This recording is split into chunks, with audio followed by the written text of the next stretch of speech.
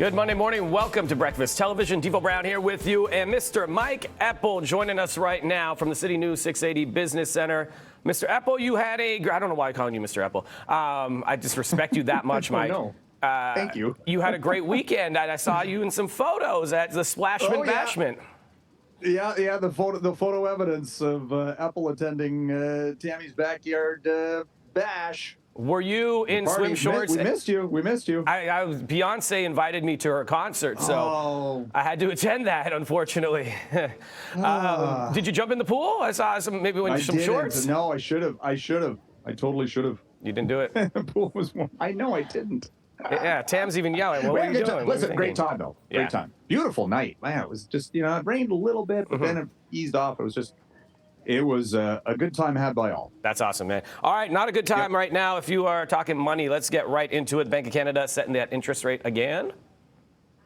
Yeah, this is going to be potentially another painful week for borrowers. Unfortunately, Devo, the Bank of Canada on Wednesday will be setting its interest rate policy, and the talk is they're going to raise rates another 0.25% up to a benchmark of 5%.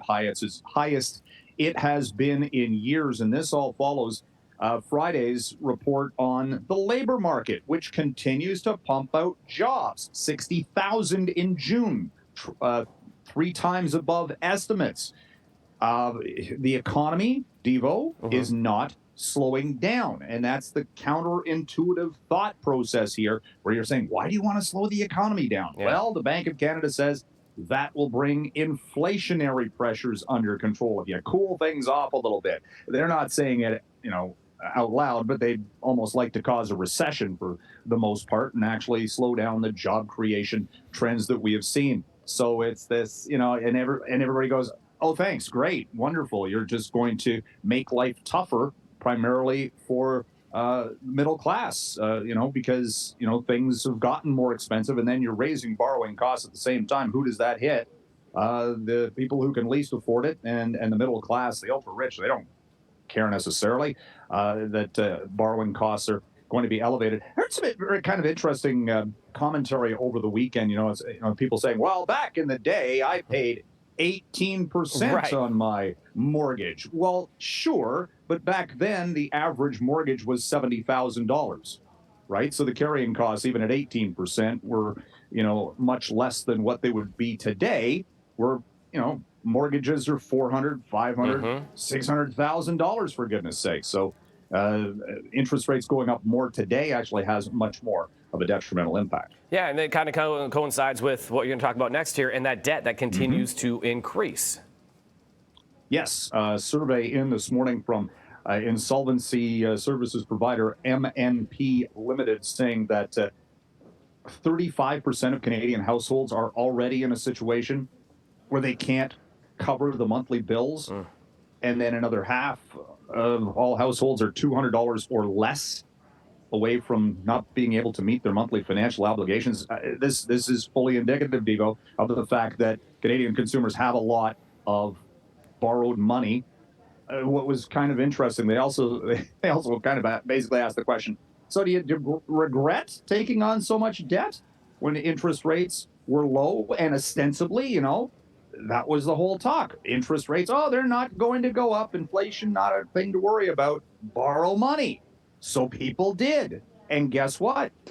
Now they got to pay the bills. So, we kind of had this, not misinformation, but the Bank of Canada, at the time, a couple of years back, was saying, but they don't have to worry about raising interest rates until 2023 or 2024 at the earliest. And that sure didn't exactly work out the way they thought.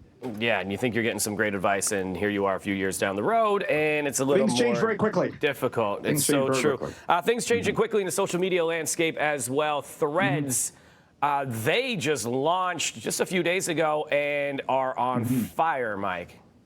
I saw this tabulation this morning that they've already got 100 million users on Threads. I mean, you've got the ecosystem of Facebook and Instagram being over 1 billion daily users, so maybe this metric makes sense, but still that growth rate, Devo, is astronomically high and still not up to where Twitter is in particular, but getting close.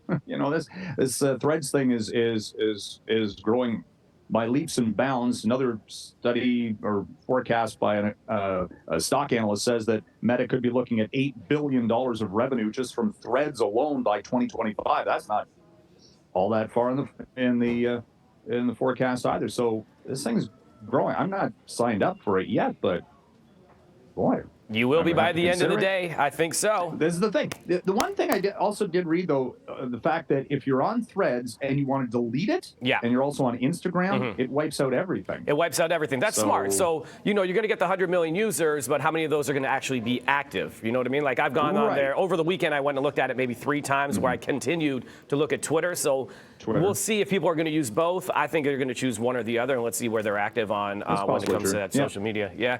All right, Mike, thank you so much.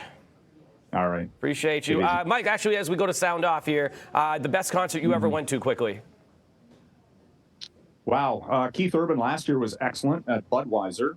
U2 in Buffalo was awesome. And Tim McGraw and Faith Hill, always a big thumbs up. There it is. Top 3 from Mike Eppel. There's 3. You asked for 1, I gave you 3. Hey, sometimes, more is less and stuff like that. Thanks, Mike. We'll chat with you tomorrow. Have a great day, man. Thank you.